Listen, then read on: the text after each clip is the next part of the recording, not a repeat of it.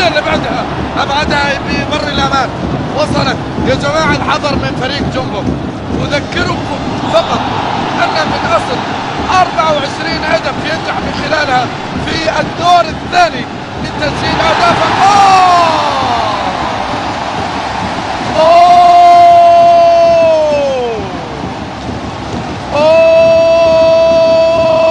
طرد، بطاقة حمراء. لا لا لا لا لا لا لا لا لا لا لا لا يا نايف، لا لا يا عزازي، لا، مو وقتها مو وقتها مو وقتها.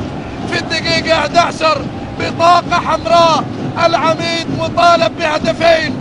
الآن هو يلعب ب10 لاعبين بعد بطاقة حمراء مباشرة من اللبناني الحداد لنايف هزازي. يبكي الآن ويجهش بالبكاء، يجهش بالبكاء، لكن فات الأوان. بطاقة حمراء على نايف هزازي. ماذا حدث بالضبط؟ اعطيني الصورة يا مخرج، اعطيني اللقطة البطيئة. ما الذي حدث بالضبط؟ ما الذي دعا نايف هزازي إلى أن يطرد بالبطاقة الحمراء وهو يذرف الدموع؟ ما عليه نايف، ما عليه نايف، ما عليه نايف.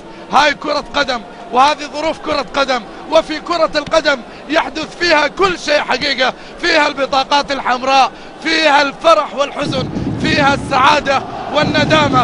إنه يذرف دموع الندامة على بطاقة حمراء الآن ترفع من اللبناني الحداد، اللي يبدو أنه يعلن ساعات الحداد على نادي الاتحاد مبكرا بعد طرده بالبطاقة الحمراء.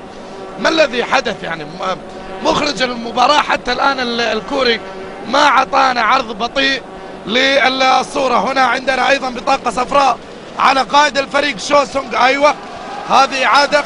وين الصورة؟ وين نايف هزازي؟